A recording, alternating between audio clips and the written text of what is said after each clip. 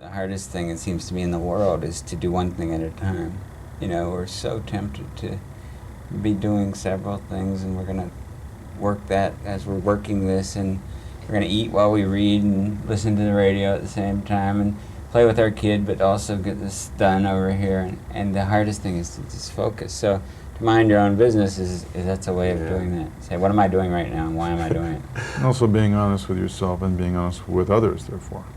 You know, so that you're not always living for the expectations of others. Yeah. Now, this picture, you draw back so far. I think that in a way, it's more of a chamber drama than anything I've seen you do. You have said before that you like to draw back.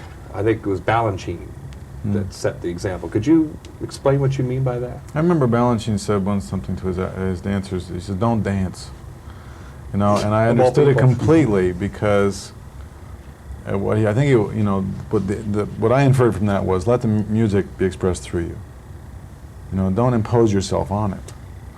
And so when I think to myself, when I'm acting too much, I say, don't act. You know, just let it come through you, which means I have to listen to somebody else, so that I'm surprised and I breathe. And now, Larry Kasdan, is this a ready-made philosophy that is tailored to you? Does this suit you just fine? This kind of attitude?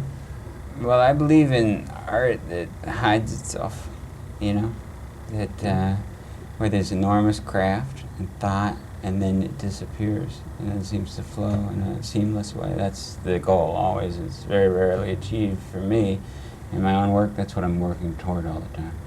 Now, I hate to do this to you guys, but finally, I'm going to throw at you a sort of a philosophical question relating to accidental tourists.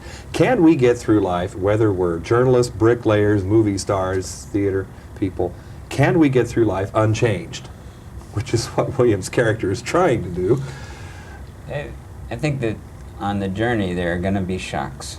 There are going to be surprises and disappointments and catastrophes. And if that changes you, and I think all of them do, then you can't get through life unchanged.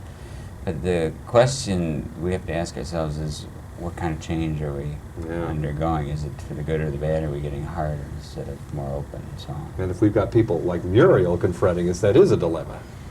yeah, if you're so frightened of it, frightened of your own hope, and then she represents that hope, and then what you're discovering about yourself would be, you know, it's a tremendously frightening process, and yet she makes hope attractive. Well, we're all packing our bags for one of the more unusual trips around. The movie is Accidental Tourist. William Hurt, director Larry Kasdan. It's been a pleasure to meet both of you. Thank you. We're in Los Angeles. I'm John Tibbetts for KCTV5.